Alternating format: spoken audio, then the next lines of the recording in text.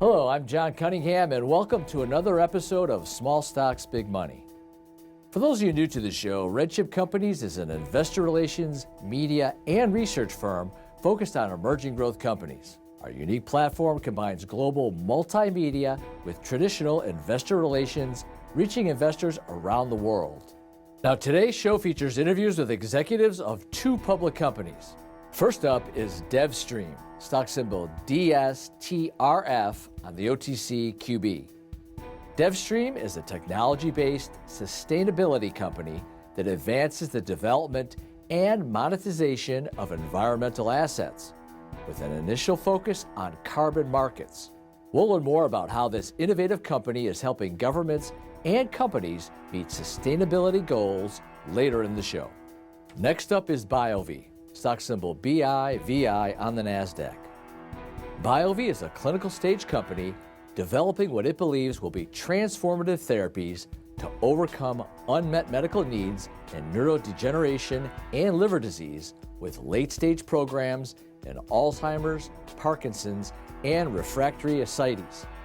We'll learn more when we speak with the president and CEO later in the show. Now, before we get to our first interview, our quote of the week. It comes from the book Small Stocks, Big Money. If you want to invest in the microcap space, buy companies, not stocks. If you buy stocks, the daily fluctuations and lack of liquidity will drive you crazy. These quotes come from Byron Roth, CEO of Roth Capital, featured in Chapter 7 of Small Stocks, Big Money.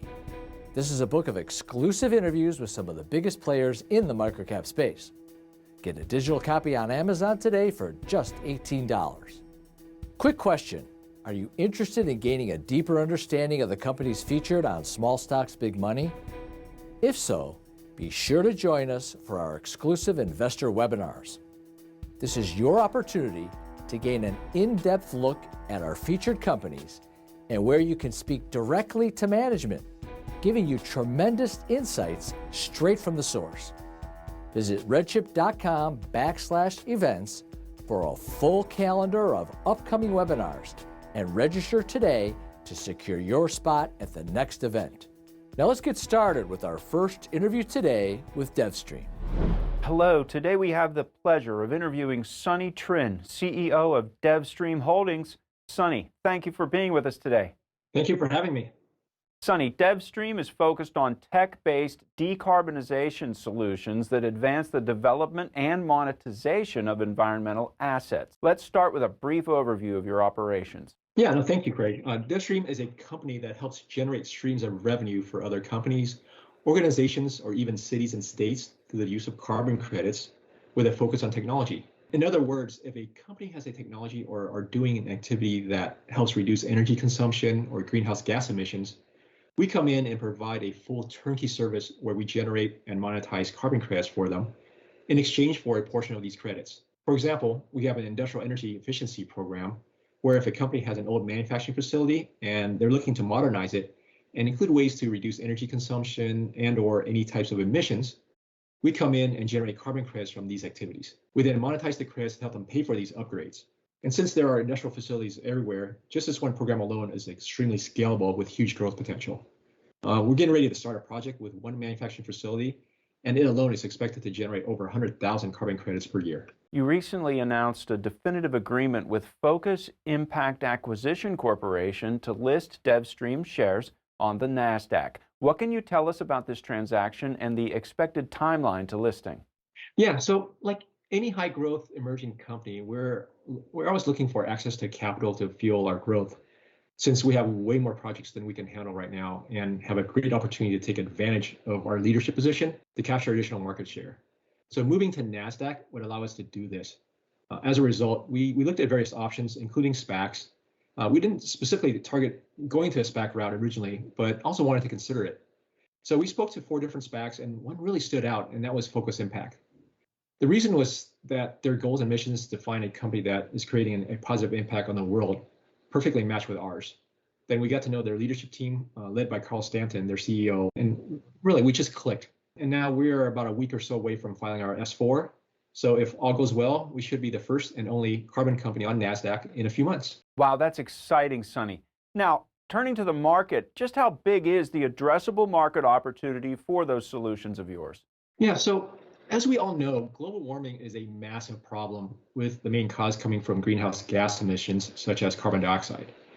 To address it, the United Nations and countries throughout the globe have created emissions reduction goals and have signed agreements to meet them. Along with these goals, they created a financial mechanism called carbon credits that would reward activities that reduce carbon emissions.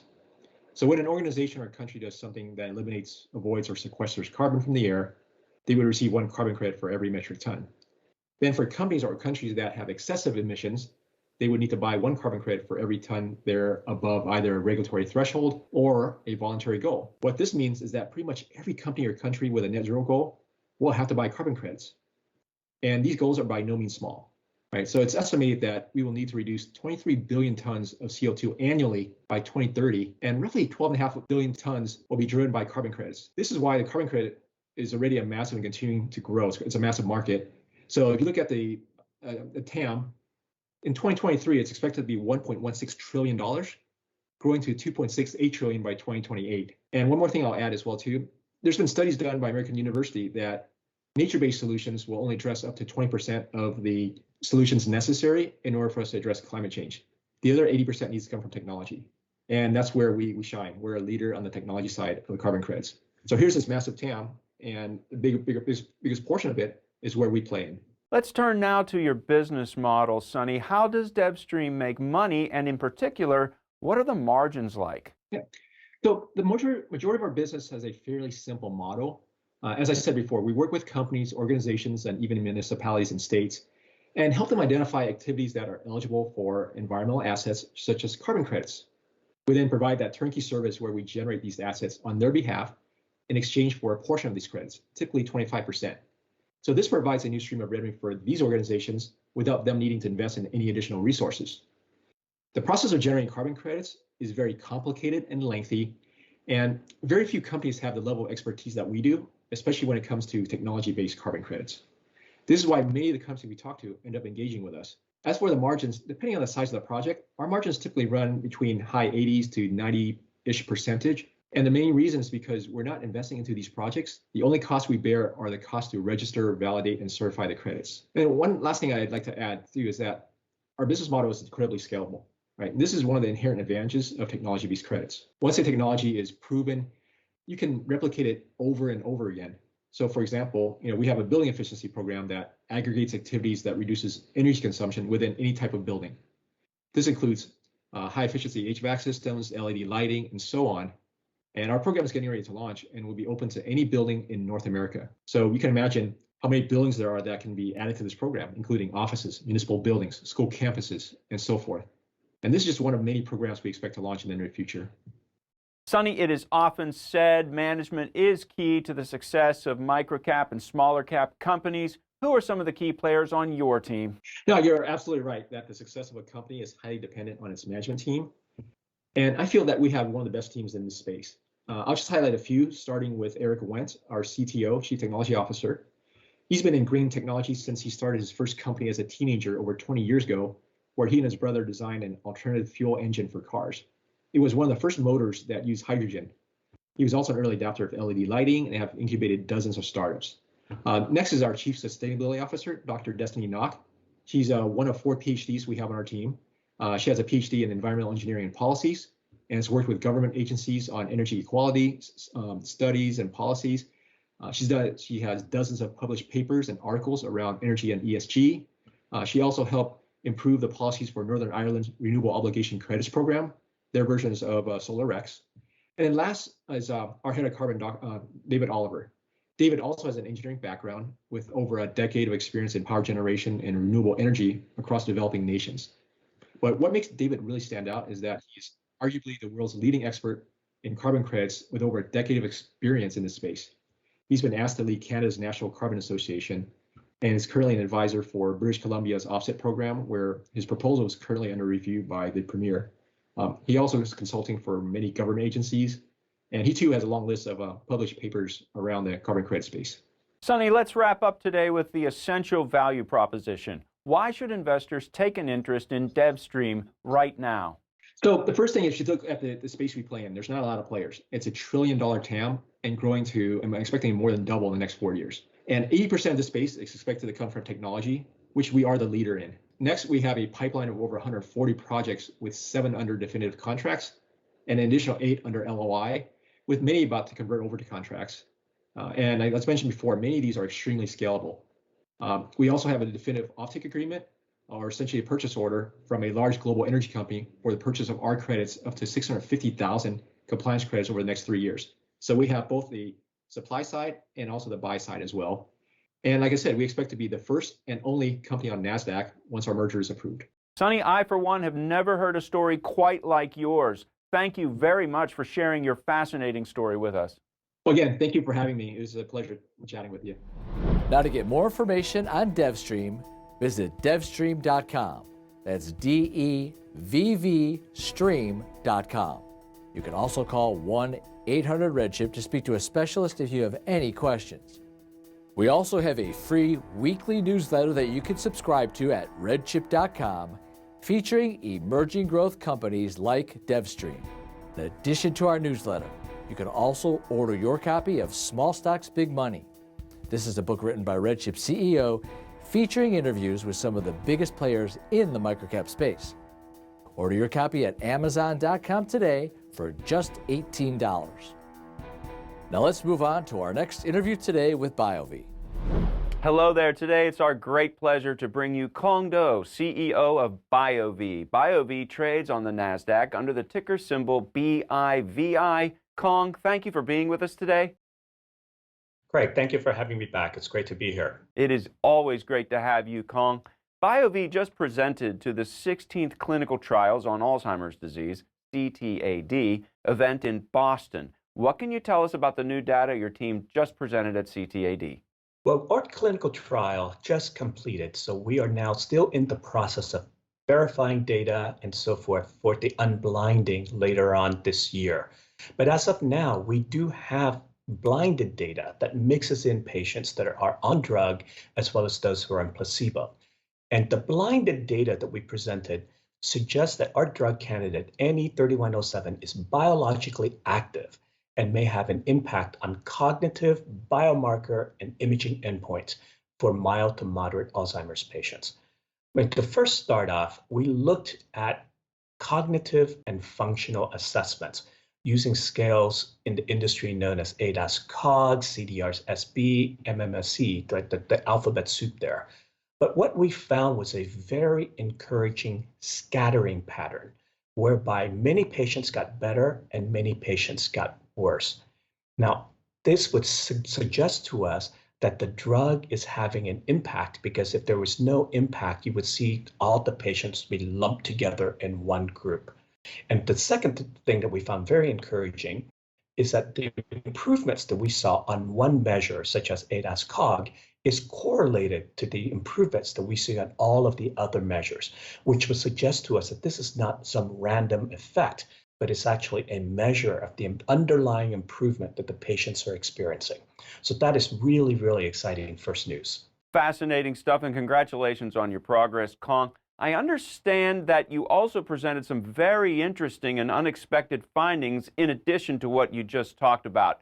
Could you give us some more information, please? Yes, we had a very exciting and unexpected finding that's related to our mechanism of action.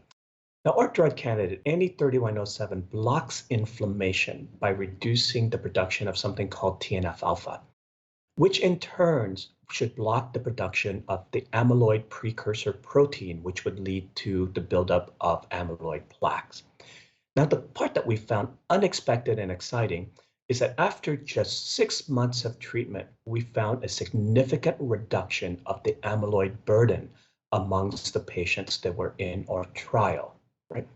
This is exciting because we found that about 1/3 of the patients who were amyloid positive at the beginning of the trial ended up being amyloid negative by the end of the trial, as measured by a blood test that we used. And we corroborated the blood test by using PET imaging as well. So we hope to see this. We did not expect to see it in such a short period of time. So we're really excited to see this result with just 6 months of treatment. Tell us, Kong, did patients in this trial experience any other symptoms or benefits? Yes, Craig. We also looked at a number of other psychiatric metrics as well. And across the board, we saw improvements in depression, anxiety, irritability, and sleep amongst those patients that were reporting it. So that, again, somewhat reinforces what we know about the molecule, but it's very exciting to see it in the data from such a large trial.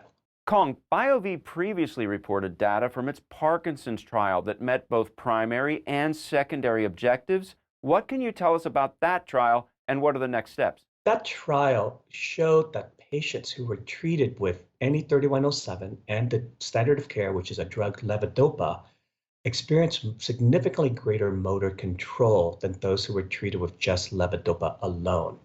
We are now finalizing the treatment protocol for that, whereby we want to develop it first-line therapy as monotherapy. And since our experts are truly excited about what we found in our ability to help patients get out of bed in the morning, that may sound very, very strange, right? But as you may know, levodopa has a very short half-life, which means that many Parkinson's patients wake up in the morning with their muscles very stiff. They cannot control their muscles and cannot get out of bed, whereas about a third of the patients treated with 3107 were able to have motor control. So we're looking forward to launching the phase 2B/3 trial early part of next year for Parkinson's to take this development forward. Let us turn now to yet another very promising area for Biovie, that is refractory ascites. Kong, your asset, BIV201 for refractory ascites, reduces fluid buildup and has the potential to become the first therapeutic for this disease, a condition with a 50% mortality rate within 12 months. Can you tell us more about this trial and the unmet need your drug would address? Yes, refractory ascites is just a horrible, horrible condition. At the end, it's end-stage liver disease. Patients, when they get to this stage, have a 50%, that's 50% mortality rate within 12 months. And our drug candidate, BIV201, has the potential to become the first therapy for this condition. We had a phase 2B trial underway that we terminated early.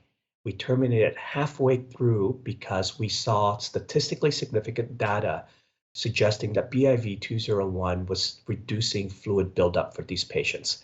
And given the huge unmet need, we believe that the most responsible thing to do is to terminate the trial and to engage the FDA in a conversation for how we can move directly to phase 3.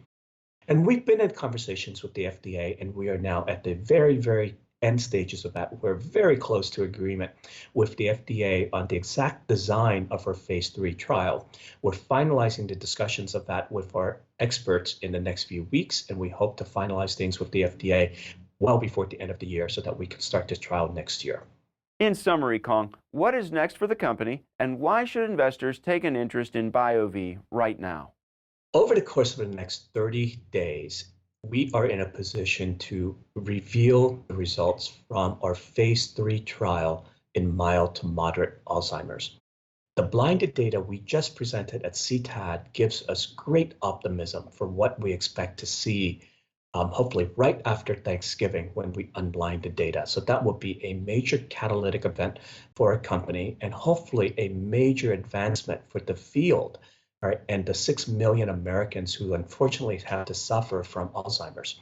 So this will be hopefully within the next 30 days, a major time event for the company and the community. Thank you for your time today, Kong. It's always a pleasure to hear the Biovie story. Thank you, Craig, for having me back. Right, great to be here. Now to get more information on Biovie, visit biviinfo.com.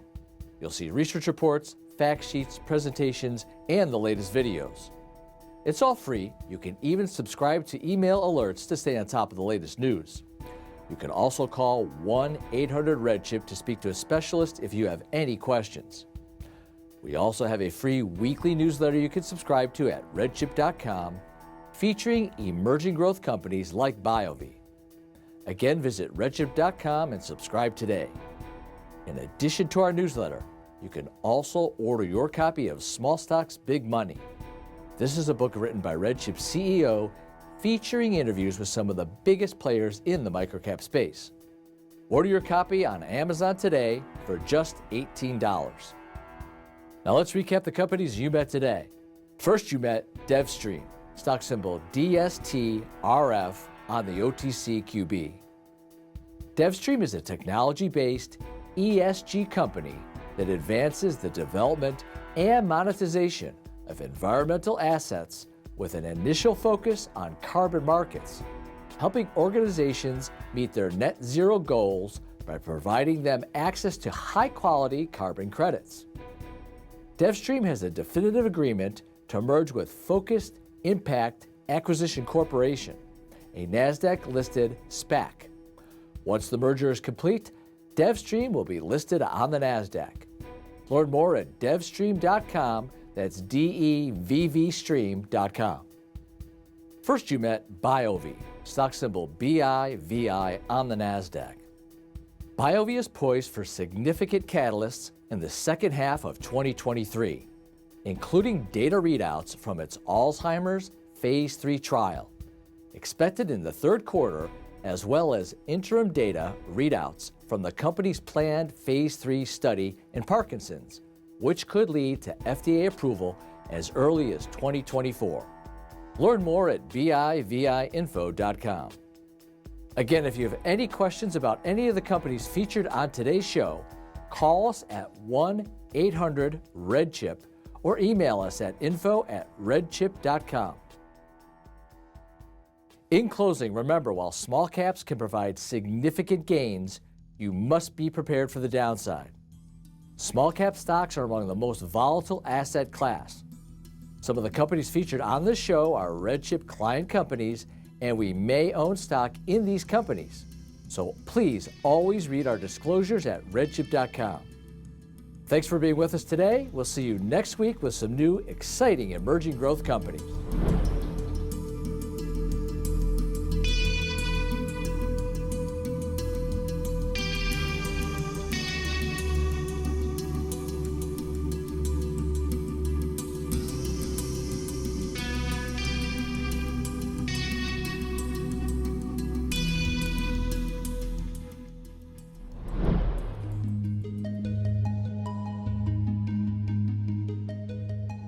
My name is Kong Do. I am the president and CEO of Biovie.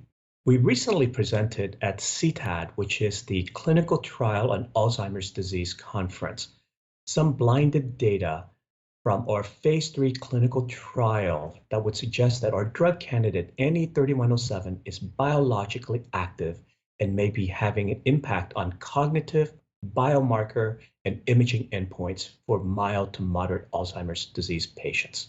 We basically presented 4 things. The first is that we found statistically significant populational changes from baseline for all of the primary and secondary cognitive and functional assessments we measured. These are assessments such as ADAS-Cog, CDR Sum of Boxes, MMSE, ADCOMS, and so forth. We found a scattering pattern whereby many patients got better and many patients got worse. This would suggest to us that there is a drug effect here, because if there was no drug effect, you would expect all of these patients to essentially be clumped all together rather than being scattered across the assessment scales. The second thing that gives us great comfort in this result is that the scores for one scale are very correlated to other scales. So, for example, the improvements or worsening that we saw on the ADAS-Cog scale was correlated to CDR-SB, similarly correlated to ADCOMS, which suggests to us that this is not a random effect, but it's a reflection of an underlying change that's going on in the patient population. The second thing that we've announced that was very exciting but unexpected is that there was a significant reduction in the amyloid burden after 6 months of treatment in this population. Now, we know that our drug candidate, NE3107, reduces inflammation by blocking the production of TNF-alpha. And by blocking TNF-alpha, we expect to reduce the production of the amyloid precursor protein, which would lead to a reduction of A beta, or the amyloid burden. What we did not expect was to see this significant reduction in just 6 months of treatment, right?